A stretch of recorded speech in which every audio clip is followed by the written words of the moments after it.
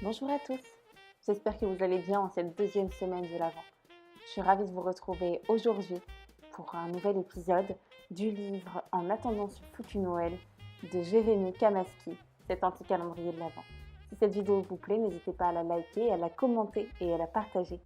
Et surtout, n'hésitez pas à vous abonner pour retrouver facilement les prochaines. Belle écoute!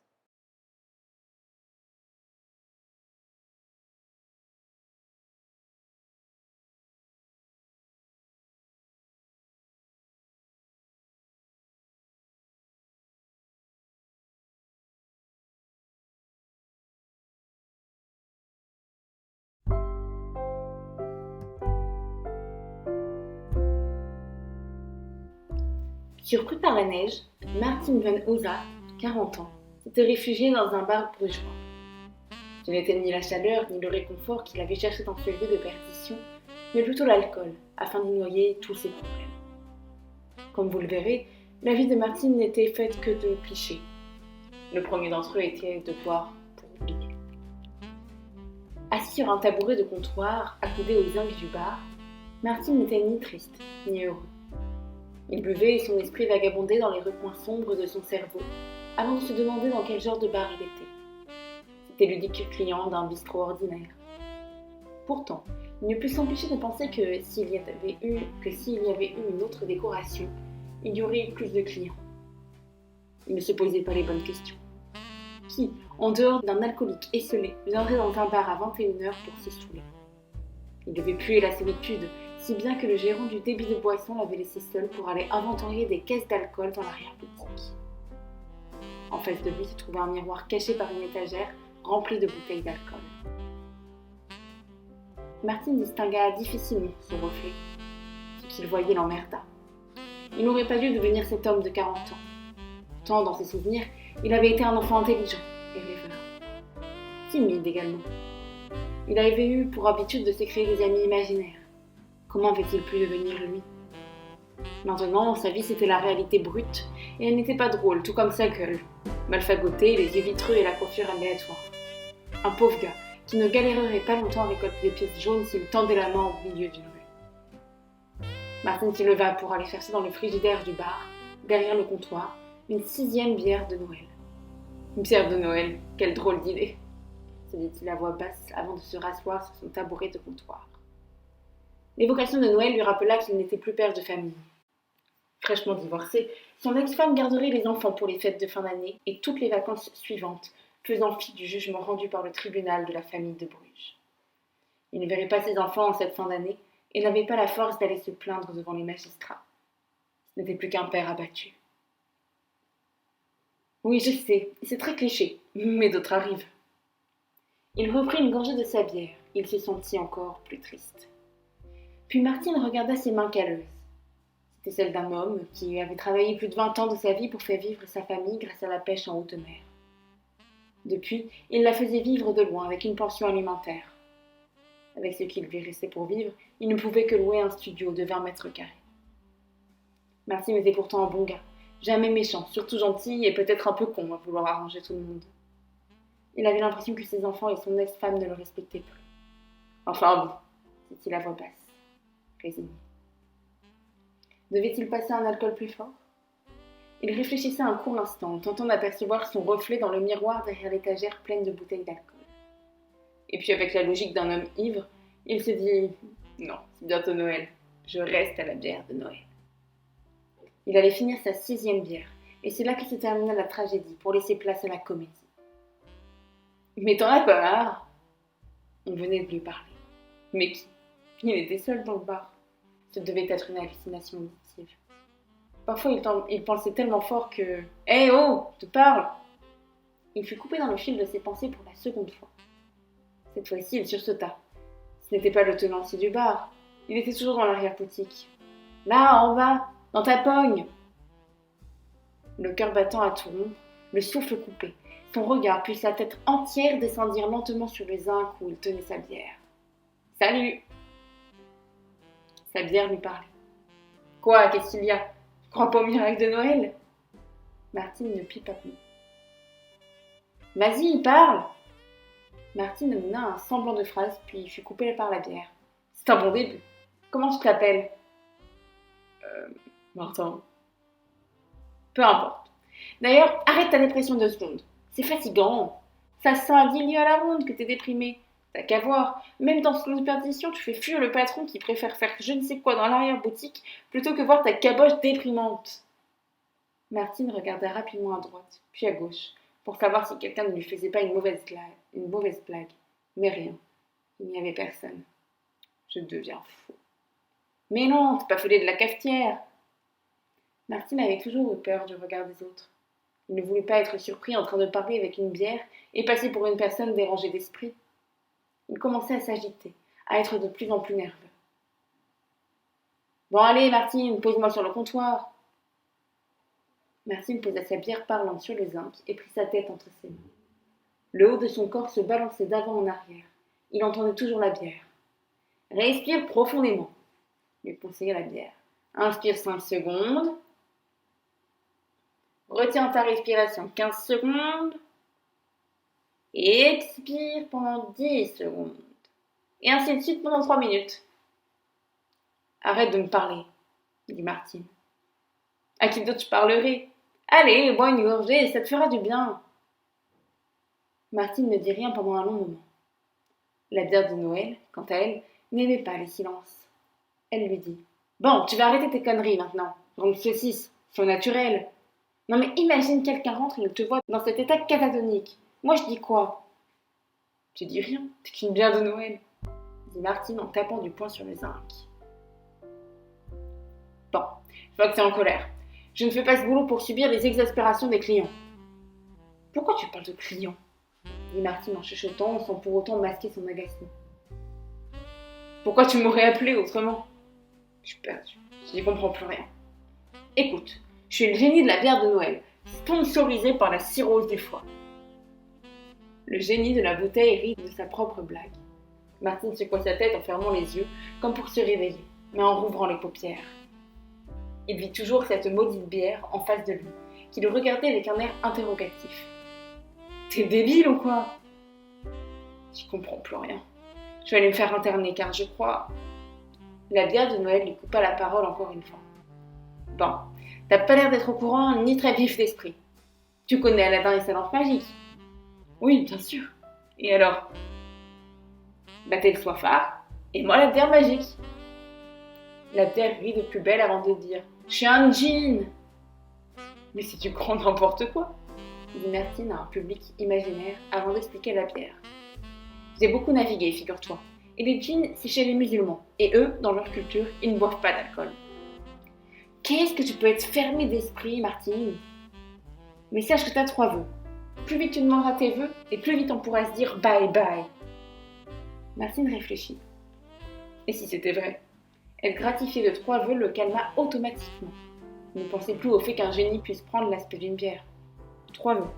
Ouais, choisis. Mais choisis bien, hein. Tout est possible, même souhaiter la mort des gens.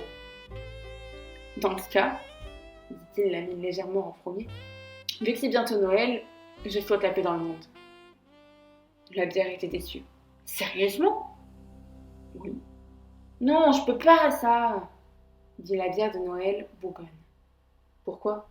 Trop compliqué. Et trop aléatoire. T'es sûr que tu veux vraiment tuer personne ? Bah non. Je suis encore tombée sur un pacifiste. Je dois faire le mal, c'est ça ? Non, pas obligatoirement. Mais disons que je fais bien le mal et mal le bien. Martine réfléchit quelques secondes sans se préoccuper de ce qu'elle venait de dire. La bière s'impatienta. Alors, j'ai pas que ça à faire. Non, c'est bon. J'aimerais ne plus avoir de problème de boisson, pouvoir m'arrêter quand je veux, ne plus être alcoolique. Je veux boire, mais m'en passer quand j'en ai envie, quoi. J'aime l'ivresse, tu comprends ? Ouais, c'est bon. Abracadabra. Boum, t'es plus alcoolique, ça l'égoïste de mes deux qui fait des vœux que pour sa race. Martine fut dubitatif. Mais quoi encore ? Je ne me sens pas différent. T'es sous ? Oui, mais pas qu'un peu. T'es sous mais plus alcoolique. Tu ne sentiras plus l'envie de picoler.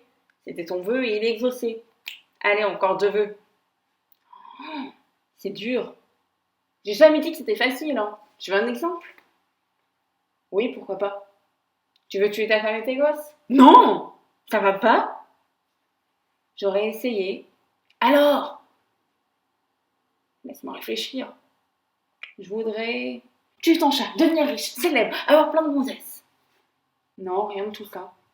Bah alors, Martine, vas-y, accouche. Je voudrais être sociable. Ne pas avoir peur quand je parle à un inconnu. Avec de l'aisance, tu vois? Sérieusement? Ouais. Sinon, je te le dis direct. Pourquoi? J'ai mon mot à dire. Puis tu peux boire de l'alcool pour être sociable. Tu sais, je suis pas un esclave, moi. Genre, monsieur ordonne et moi j'exécute en disant oui, maître à tout. Si ça me plaît pas, je fais pas. C'est mon credo. Et pourquoi pas plein d'amour pendant que t'y es? Femmelette. Bon, bah, je sais pas. Mais dépêche-toi, j'ai un rendez-vous juste après. T'es un jean qui a l'apparence d'une bière. Ça m'étonnerait que t'aies un rendez-vous. Qu'est-ce que t'en sais? Bon, tu ne veux pas être maître du monde? Non. Je veux juste récupérer ma femme. Et nanana. Oh, tu commences à me les... si tu vois ce que je veux dire. Maintenant qu'on se connaît un peu, je peux te l'avouer. T'es qu'un pleurnichard. La bière de Noël avait dorénavant un ascendant sur Martine. De toute façon, ce dernier n'avait jamais réussi à avoir l'ascendant sur quiconque dans sa vie. Bon, Martine, pourquoi ta femme est partie? Je buvais trop, et j'avais parfois des accès de fureur, dit-il honteusement. Elle avait rencontré quelqu'un? Ouais, en effet. Un bellâtre qui travaille dans les assurances. Un vrai idiot. Tu mon lait? Non! Oh, t'es dur en affaires, dis-moi. Ne l'écoutant pas, Martine se dit presque à lui-même. Oui, voilà, j'ai trouvé. Je voudrais être avec ma famille comme avant. Rentrer à la maison et retrouver les rires et les sourires de mes gosses. Et le soir de Noël, j'aimerais entendre le papier cadeau bruire dans les mains frénétiques des enfants qui ouvrent leur paquet et... Attends! Quoi? Je peux faire un truc. Quoi? Je peux changer le passé? Ah bon? Tu peux faire ça, toi? Ouais, carrément. Ta femme t'a quitté à cause de l'alcool. Oui, c'est bien ça.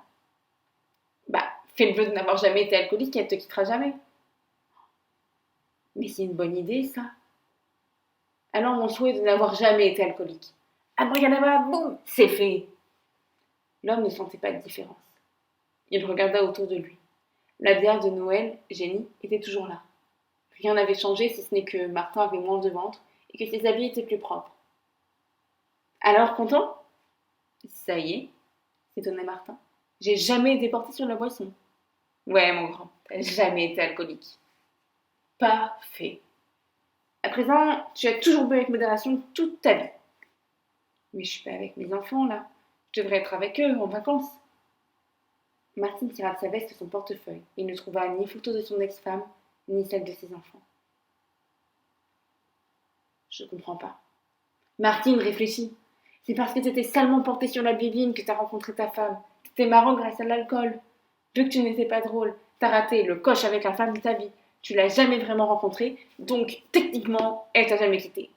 Et t'as jamais eu de gosse. Le marin s'emporta. Sale idiot de bière, de crotte, t'étais au courant. Sans doute, oui. T'as brisé une famille. T'as su la briser tout seul. Tu m'as pas attendu. Ne joue pas sur les mots. Tu as tué dans l'œuf le plus beau moment de ma vie. C'était ma famille. Fou de rage, Martine prit la bouteille du zinc pour l'éclater par terre. Le génie s'affola. Attends. Quoi? Tu devrais pas faire ça. Pourquoi? Car je ne sais pas ce qui me retient de pas te briser comme tu me les casses sévèrement en ce moment. Un troisième feu, peut-être? Idiot de bière de crotte! Dit-il en reposant violemment le génie sur le comptoir.